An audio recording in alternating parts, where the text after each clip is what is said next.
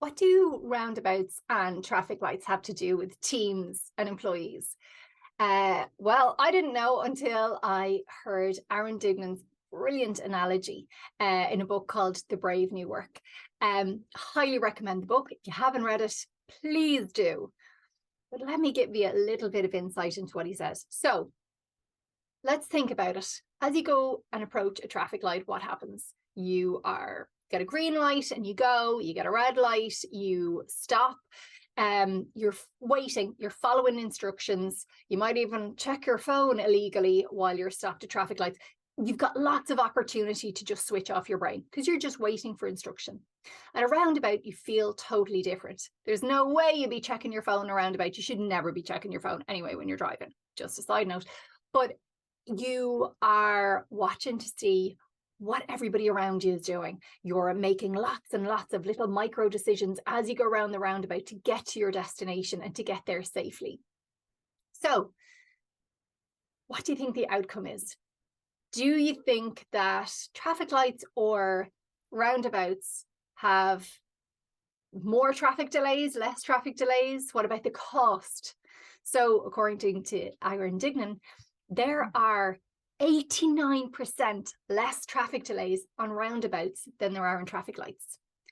The cost of a roundabout for its upkeep is at least $5,000 to $10,000, well, dollars in the US, less to upkeep per year. And in terms of safety, there is 90% fewer fatal collisions at roundabouts than there are at traffic lights. And yet, what do you see at most junctions? Traffic lights, because that's how we do things. It's the norm. It's what we're used to. And if you apply that to teams, it's the exact same thing. Our traditional way of working is about command and control.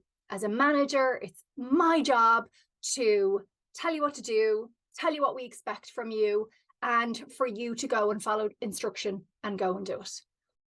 So this week's tweak is all about co-create, don't dictate. How can you take the brain power from the people around you and get better outcomes together? So one would be to encourage open communication. So again, if you're in a position of leadership or power, ensuring that people feel safe to give their opinion, because it's not worth anyone's job to go and say, oh, I challenge this process, I challenge this behavior, if they don't feel safe to do so. And so your job, if you've got any sort of power or influence in the organization, is to make people feel innately safe to challenge the status quo, to challenge what you're saying, to ensure that you get all of those voices and all of that input and intellect into whatever it is that you're trying to do.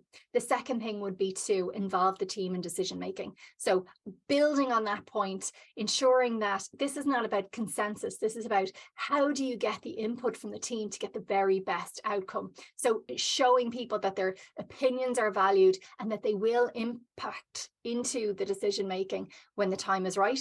And also recognize and value diversity. So bringing different people from different backgrounds and different teams and different structures all into the team or into the process so that you can get some diverse views.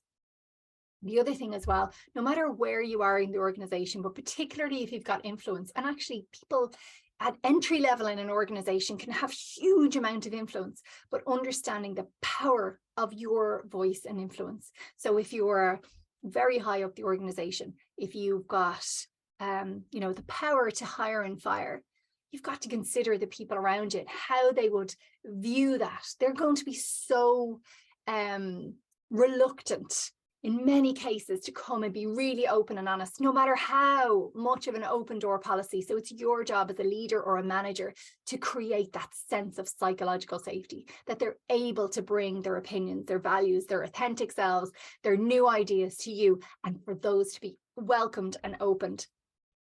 So your tweak for this week is to look around you, look at your work, look at where you're involving your teammates. Where can you co-create rather than dictate? Where can you input and harness their brain power to get a better outcome, to get a better impact, and to get everybody way more engaged in their work?